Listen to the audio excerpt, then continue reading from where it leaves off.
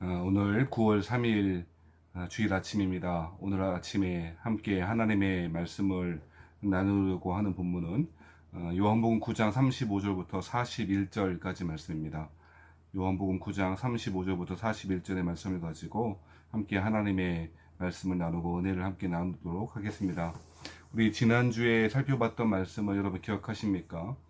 9장 1절부터 12절 말씀을 통해서 날 때부터 맹인되었던 사람 그 이야기를 통해서 그 사람의 죄인지 아니면 그 부모의 죄인지 묻고 있는 제자들의 질문에 대하여 예수님은 그것이 아니라 죄 때문이 아니라 하나님이 하시는 일을 나타내고자 합니다 라고 하는 이야기를 살펴보았습니다.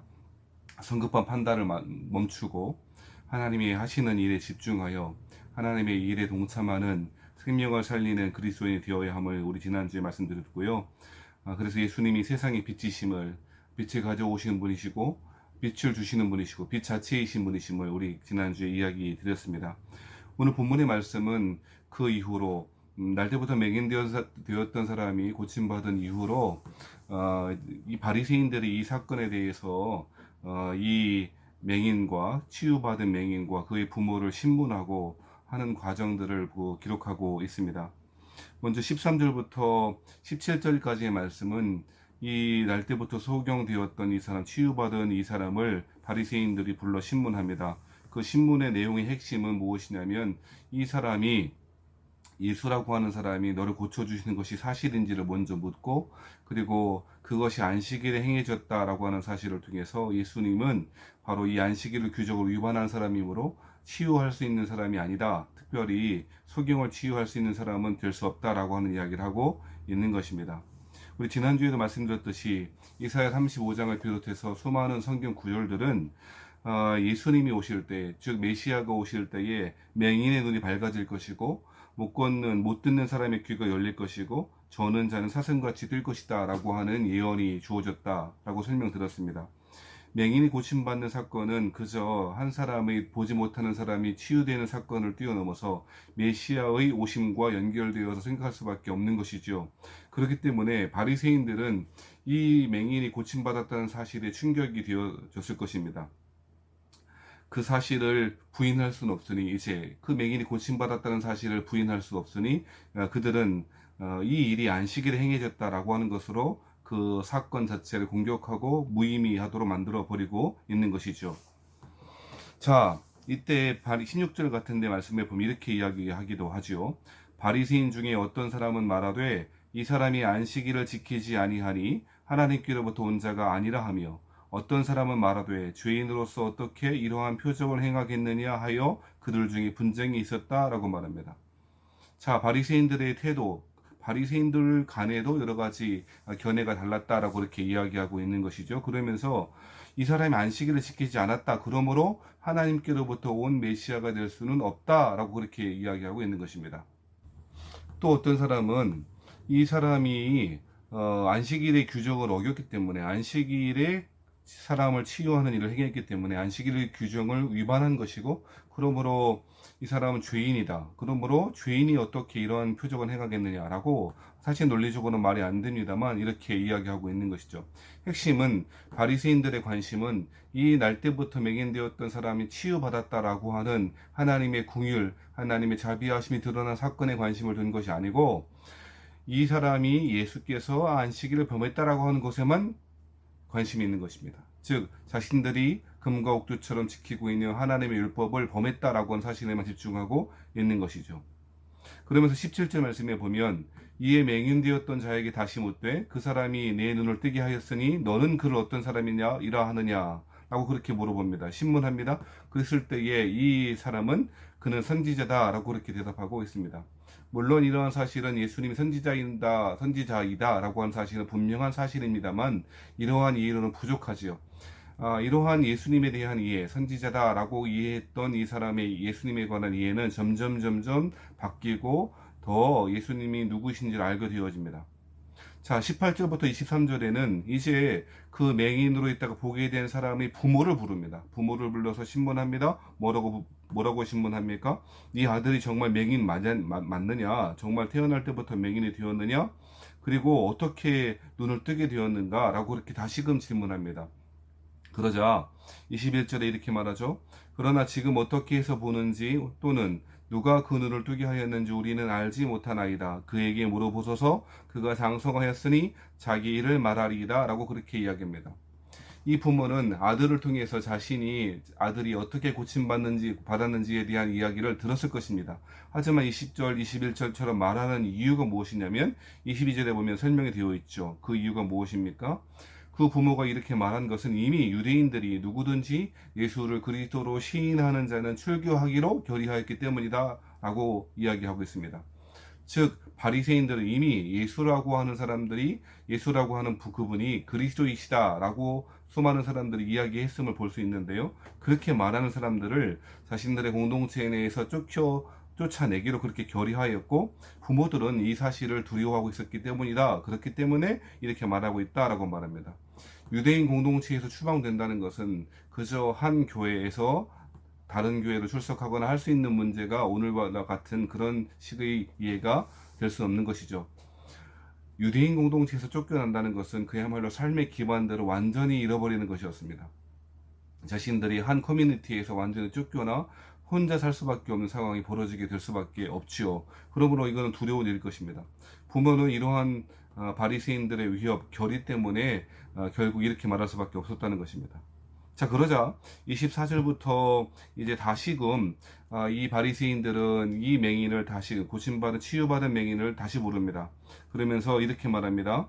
24절입니다. 이에 그들이 맹인 되었던 사람을 두 번째 불러 이르되 너는 하나님께 영광을 돌리라. 우리는 이 사람이 죄인인 줄 아노라 라고 말합니다. 예수가 죄인이라는 사실을 사실화하고 전제한 이후에 하나님께만 영광을 돌려야지, 너가 고침받은 것이 하나님께만 영광을 돌려야 되는 사실이지 예수에 관해서 말하거나 예수께서 고쳐주셨다라고 한 사실을 부인하는 것이 당연한 것 아니냐 그렇게 말하고 있는 것이죠. 하지만 이 맹인은 이렇게 이야기합니다. 25절에 보면 대답하되 그가 죄인인지 내가 알지 못하나 한 가지 아는 것은 내가 맹인으로 있다가 지금 보는 그것이니이다 라고 말합니다. 예수가 죄인인지 아닌지에 대해서는 내가 판단할 수 없고 내가 분명히 알 수 있고 내가 분명히 이야기할 수 있는 것은 내가 보지 못했다가 분명히 지금은 보고 있는 것이다.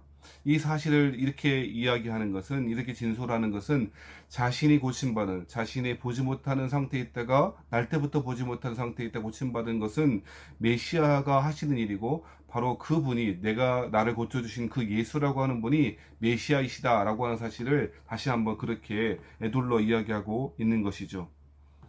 자, 이럴 때 26절에 이렇게 말합니다. 그들이 이르되 그 사람이 내게 무엇을 하였느냐, 어떻게 내 눈을 뜨게 하였느냐 라고 다시 묻습니다. 27절에 대답합니다.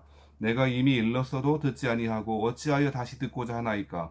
당신들도 그의 제자가 되려 하나이까? 라고 물어봅니다.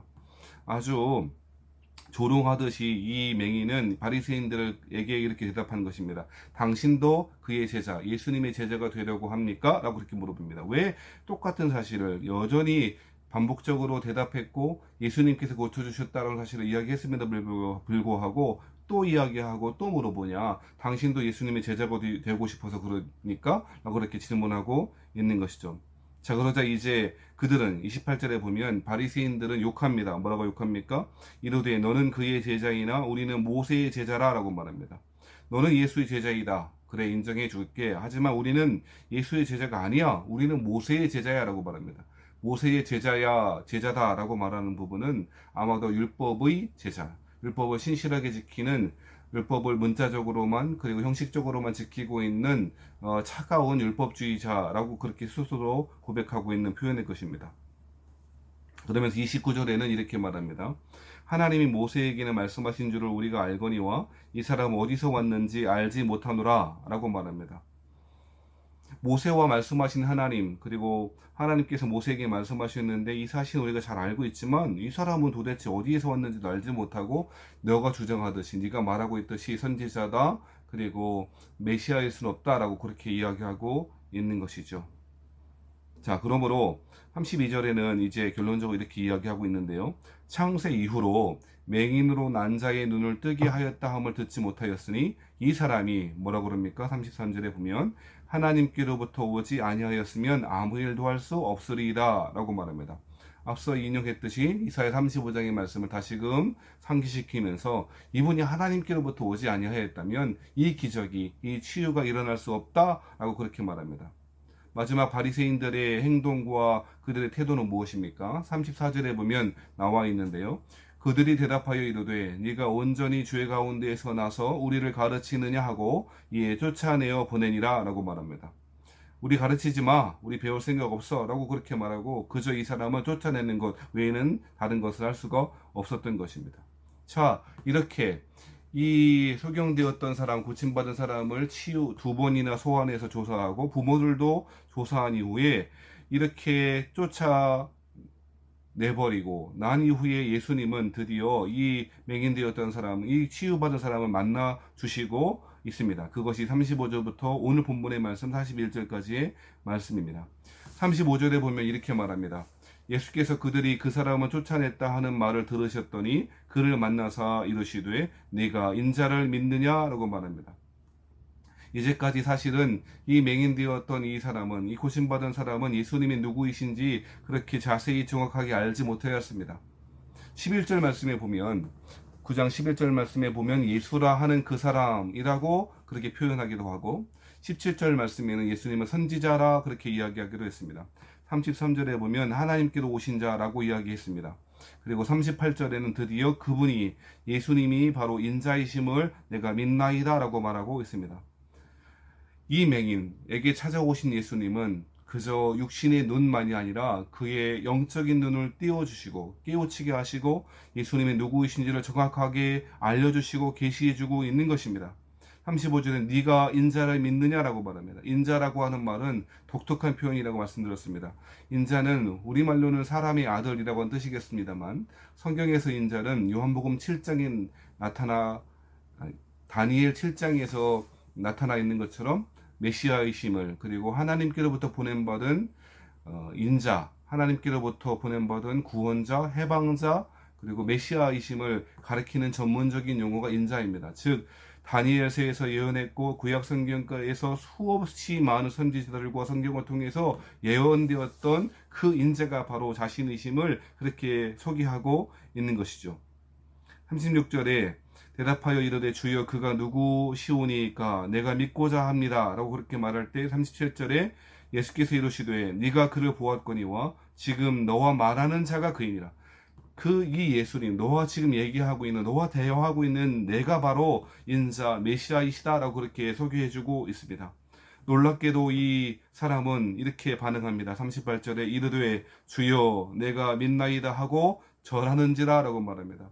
자신의 눈을 다시금 보게 해주셨던, 자신의 눈이 띄어져서 회복되어지게 하신 그 예수님이 바로 구약에서 예언되어졌고 지금 세상의 빛으로 다가오시는 예수님이심을 알고 그 맹인은 예수님을 믿게 되었다는 것입니다. 엎드려 당연히 메시아이신 예수님께 절하고 있다는 것이죠. 오늘 본문의 말씀, 이어지는 9장 전체의 말씀을 통해서 예수님은 그래서 세상의 빛이심을 그리고 빛 대신 주님께서 영적인 맹인, 육적인 맹인에게 찾아오셔서 자신이 어떠한 분이신지를 잘 보여주고 있는 본문이 바로 9장의 이야기인 것입니다. 자, 이러한 가운데 39절에 보면 우리가 오늘 중점적으로 살펴볼 이야기가 있는데요. 39절에 보면 예수님께서 이렇게 선언하십니다. 예수께서 이르시되 내가 심판하러 이 세상에 왔으니 보지 못하는 자들은 보게 하고 보는 자들은 맹인이 되게 하려 함이라 말씀하셨습니다. 예수님은 심판하러 이 세상에 오셨다고 말씀합니다. 물론 예수님은 심판하러만 오신 것이 아니고 세상에 있는 자기의 사람들을 구원하러 오셨습니다. 예수님은 심판주가 되시고 예수님은 생명의 주님이 되시기도 합니다. 예수께서 심판하러 오셨다라고 말씀하실 때 그 심판의 대상이 누구입니까? 자신들이 보고 있다고 스스로 착각하고 있는 사람일 것입니다. 예수님은 보지 못하는 자들은 보게 하십니다.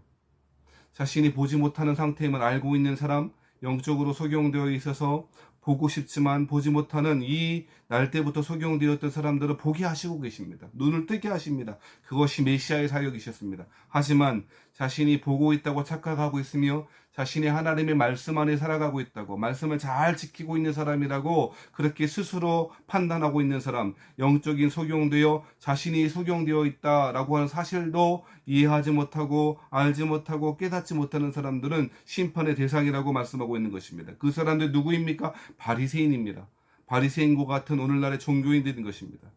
40절 말씀에 보면 바리새인 중에 예수와 함께 있던 자들이 이 말씀을 듣고 이르되 우리도 맹인인가? 라고 말합니다. 예수님은 영적인 맹인, 즉 예수께서 그들 앞에 계셨음에도 불구하고 예수님이 안식일에 치유 사역을 행하셨다는 그 사실 때문에 예수님이 하나님의 보내신 자임을 거부하고 오히려 예수님이 죄인이라고 정죄하고 있는 그 영적인 맹인들에 대해서 이야기하고 있음에도 불구하고 자신들이 언제 맹인 되었냐고, 우리도 맹인이냐고 라고 그렇게 아주 엉뚱한 대답과 엉뚱한 반응들을 보여주고 있는 것이죠. 그러면서 41절 말씀에 보면 이렇게 말씀하십니다. 예수께서 이르시되 너희가 맹인이 되었더라면 죄가 없으려니와 본다고 하니 너희 죄가 그대로 있느니라 말씀하셨습니다. 자신이 하나님의 말씀도 잘 알고 있고 하나님의 복음의 말씀도 잘 순종하고 있다고 착각하고 있는 바리새인들, 하나님의 말씀으로부터 정반대의 길로 가고 있음에도 불구하고 생명을 살리는 일에는 정반대의 길로 가고 있음에도 불구하고 하나님의 자비와 기적이 나타나고 있는 현장 가운데 그 사실을 바라보지 못하고 안식일에 기적의 치유가 일어났다는 사실 때문에 예수님을 부인하고 예수님을 죄인이라고 이야기하며 그 치유의 현장에 있었던 그 사람을 협박하고 그 부모를 조롱하고 협박하고 있는 그 바리새인들, 그들이야말로 심판의 대상이라고 말하는 것입니다. 수많은 사람들이 자신이 여전히 보지 못하고 있다는 사실을 인정하려고 하지 않습니다. 자신은 좋은 그리스도인은 아닐지라도 그래도 괜찮은 그리스도인이라고, 이만하면 그래도 성실한 그리스도인이라고 여기기를 좋아합니다. 하지만 바리새인과 같은 사람들이 오늘날 많이 있는 것입니다. 영적인 소경되어 하나님도 예수님도 성경 말씀도 제대로 알지 못하면서 자신이 꼴랑 가지고 있는 전통, 자신이 가지고 있는 신앙 해석, 자신이 가지고 있는 문자적인 성경 해석에 집착하여 하나님을 잘 믿고 있다고, 하나님을 잘 알고 있다고 착각하는 그리스도인들이, 자칭 그리스도인들이 얼마나 많습니까? 우리는 오늘 참담한 일들이 벌어지고 있는 현장 가운데 있습니다. 한국 교회가 어떻게 이렇게 무너졌는지 물론 알고 있었습니다만 우리가 이제 실제적으로 세상 사람들도 우리도 체험하고 이제 눈으로 보고 있는 것 아닙니까? 전가운으로 대표되는 극우 기독교 세력들은 예수님의 복음을 제대로 알고나 있는 것일까? 성경 말씀은 알고나 있는 것일까? 라고 그렇게 의미 둡니다. 만약에 이렇게 말한다면 그들은 하나님 말씀 잘 알고 있다고, 우리 기도 많이 한다고, 성경도 많이 읽고 있고 알고 있다고 그렇게 분명히 대답할 것입니다. 하지만 그들은 여전히 바리새인들과 같은 사람이고 영적인 소경일 뿐입니다. 수많은 사람들이 하나님의 복음을 알지 못하고 맹목적으로 목사의 말에 맹목적으로 순종하고 아멘합니다. 물론 순종하려고 하는 태도는 귀한 태도이고 그렇게 하셔야 합니다. 하나님의 말씀을 제대로 선포하고 있는 복음의 설교에 순종하고 따라가려고 하는 태도는 귀한 태도입니다. 하지만 하나님의 말씀이 아닌 것을 상식적으로만 생각해도, 이성적으로만 생각해도 충분히 알 수 있음에도 불구하고 그저 자신에게 말하고 있는 그 권위, 리더십, 목사들의 말에 무조건적으로 순종하는 사람들이 어떻게 참 그리스도인들, 건강한 그리스도인이라고 말하겠습니까? 북한이 테러를 했다. 자신의 교회를 공격하려고 8.15 집회에 모이지 못하도록 하기 위해 북한이 테러를 한 것이다. 보건소에서는 검사 결과를 조작하고 있다. 함부로 우리를 잡아 병원에 격리하기 위해서 검진자 수를 많이 늘리고 있다 등등 수많은 반이성적이고 몰상식적인 이야기들이 많이 소위 그리스도인, 착각하고 있는 그리스도인들에게 말하고 있고 카톡으로 그렇게 돌고 있다고 합니다. 어찌 이렇게 된 것입니까? 그들의 신앙은 하나님의 말씀 위에 서 있는 것입니까? 아니면 복음의 말씀 위에 서 있지 않으면 목사의 말 위에 서 있는 것입니까? 전광훈이 그렇다라고 하면 그런 것입니까? 아니요, 그렇지 않습니다. 아무리 좋은 설교자가 이야기한다고 할지라도, 아무리 인격적인 설교자가 훌륭하고 수사적으로 아무리 아름다운 말 미사역으로 섞어서 설교한다고 해도 그것이 하나님 말씀과 배치된다면, 복음의 정신과 배치된다면 거부해야 되는 것입니다. 살아가신 여러분, 특별히 예배를 비대면으로 온라인으로 그렇게 하기를 권면하는 정부에 대해서 예배를 방해하고 있다, 그렇게 함부로 교회를 핍박하고 있다라고 말하는 사람도 있습니다. 아니요, 그렇지 않습니다. 예배를 그만두어라. 예배를 못하게 하는 것이 아니고 생명을 살리는 것이 얼마나 중요한지를 알지 못하기 때문에 그런 사람들은 그렇게 이야기하는 것입니다. 그리스도인들은 생명을 살리는 사람입니다. 물론 예배가 목숨처럼 귀합니다. 함께 모여 주님의 이름을 높이고 하나님의 영광을 드러내게 하고 하나님의 이름을 찬미하는 예배야말로 우리 삶의 목적이고 가장 중요한 삶의 이유일 것입니다. 하지만 그 모임이 하나님의 생명을, 하나님께서 살아가신 생명을 살리는 것이 아니고 위협하는 일이라면 다른 방식으로 고려할 수 있어야 하고, 온라인이든 비대면 방식으로 예배에 참여하는 것도 좋은 일일 것입니다. 그럼에도 불구하고 여전히 예배 방해하는 거라고, 예배를 탄압하는 거라고 그렇게 말하고 있는 몰상식한 그리스도인이 있다면 그들을 어떻게 대해야 할 것입니까? 참으로 안타깝고 참으로 불행한 일인 것입니다. 왜 이런 일이 벌어졌습니까? 문자적으로 하나님의 말씀을 적용하고 문자적으로 해석하는 것은 배웠을지 모르겠습니다만, 하나님 말씀의 복음의 정신이 무엇인지 알지 못하기 때문에 그렇습니다. 복음의 정신은 무엇입니까? 하나님을 사랑하는 것입니다. 그리고 이웃을 내 몸과 같이, 아니 나보다 더 우리에게 주신 우리 주변에 있는 이웃을 사랑하는 것, 그것이 복음의 정신 아닙니까? 그런데 다른 사람들을, 나와 다른 생각을 가지고 있다고, 나와 다른 정치적인 이념을 가지고 있다고, 나와 다른 성적인 지향을 가지고 있다고 하는 여러 이유 때문에, 나와 다른 종교를 가지고 있다는 이유 때문에 혐오하고 배제하고 타자화시켜서 그들은 죄인이라고 정죄하는 사람들, 그 사람들이 어찌 그리스도인이겠습니까? 바리새인들, 오늘 본문에 나타나 있는 바리새인들은 예수님께서 행하신 기적은 전혀 보이지 않습니다. 그저 그 기적을 부인할 수는 없으니 그 기적이 행해진 날이 안식일이라 라고 하는 이유를 들어 예수님의 기적의 의미도 완전히 다르게 해석하고 예수님은 죄인이라고 그렇게 정죄하고 있습니다. 오늘날 그런 일들이 얼마나 많이 벌어집니까? 사랑하신 여러분, 호세아 선지자는 호세아 4장 6절과 7절 말씀에 이스라엘 사람들이 망한 이유가 지식이 없기 때문이라고 말합니다. 이렇게 말하면 이스라엘 사람들은 반문했을 것입니다. 우리가 지식이 없다니요. 예, 이스라엘 사람들은 하나님의 말씀을 잘 알고 있었고 그것이 어떠한 의미를 가지고 있는지 잘 알기에 순종하려고 애썼습니다. 하지만 호세아 선지자를 통해서 주시는 하나님은 그들이 왜 멸망하게 됐는지에 대한 근본적인 진단 첫 번째가 하나님을 아는 지식이 없었기 때문이라고 말합니다. 호세아 4장 6절과 7절을 인용해 보면 이렇게 말하죠. 내 백성이 지식이 없으므로 망하는도다. 네가 지식을 버렸으니 나도 너를 버려 내 제사장이 되지 못하게 할 것이요, 네가 네 하나님의 율법을 잊었으니 나도 네 자녀들을 잊어버리라 말씀했습니다. 사랑하신 여러분, 호세아 선지자의 이 외침이 오늘날 시대의 정확한 말씀 아닙니까? 우리에게 적용해야 될 말씀 아닙니까? 하나님을 아는 지식이 없었다고 말합니다. 하나님을 알지 못했기 때문이라고 말합니다. 복음을 제대로 이해하지 못했기 때문이라고 말합니다. 이러한 시대 가운데 이러한 구구 기독교 세력들이 준동하고 백성들의 생명을 위협하고 하루하루 이제 겨우겨우 경제가 회복되기 위해서 쓰고 있는 수많은 사람들을 아주 구렁텅이에 빠뜨리고 오는 이 시대 가운데 호세아 선지자의 처방전은 무엇입니까? 호세아 6장 3절 말씀에 보면 이렇게 말합니다. 그러므로 우리가 여호와를 알자, 힘써 여호와를 알자라고 말합니다. 하나님을 알지 못하고 복음을 알지 못하기 때문에 이런 일이 벌어졌다면 이제 하나님을 아는 것이야말로 근본적인 해결책이 될 것이라고 우리에게 이야기하고 있는 것입니다. 바리새인들은 자신들이 가지고 있는 생각대로 모세의 제자, 우리는 모세의 제자다라고 할 정도로 자부심을 가지고 있었지만 하나님의 말씀을 전혀 알지 못했습니다. 하나님을 아는 지식이 없었습니다. 그리하여 참 빛이신 예수님, 참 생명이신 예수님 앞에서도 그 예수님을 알지 못하고 부인하고 있는 것입니다. 사랑하신 여러분, 하나님의 말씀을 알아야 합니다. 하나님의 말씀을 알지 못하면 우리 또한 이 바리새인들처럼 될 수 있는 가능성이 너무 많은 것입니다. 오늘날 한국의 교인들은 성경을 많이 읽고 필사하고 수없이 많은 사람들이 큐티도 하고 하나님의 말씀을 잘 알고 있다고 착각하고 살아갑니다. 하지만 오늘날 상황들을 보면 하나님의 말씀을 아는 것이 아니고 전혀 하나님의 말씀을 알지 못하는 것 같다라고 생각이 듭니다. 사랑하신 여러분, 똑같은 복음의 빛이 비추어져도 어떤 사람은 그 빛 때문에 어두움이 쫓겨 나가는 사람이 있고 또 어떤 사람들은 똑같은 빛이 비추어져서 그 어두움이 더 짙어지기도 합니다. 그 그림자를 드리워지기도 하는 것입니다. 생명의 복음을 말씀을 들을 때마다 내가 얼마나만큼 하나님의 말씀으로부터 떨어져 있는지를 발견한 사람들이 있는가 하면 그 말씀을 들을 때마다 그 말씀은 하나님의 말씀이 아니야, 그 말씀은 잘못된 것이야 라고 그렇게 부인하는 사람도 있을 것입니다. 무슨 차이입니까?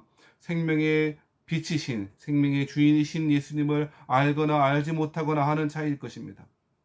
이 시대에 필요한 것은, 우리에게 필요한 것은 잘못된 열심이 아니라 복음의 말씀을, 하나님의 말씀을 제대로 알고 깨닫는 것일 것입니다.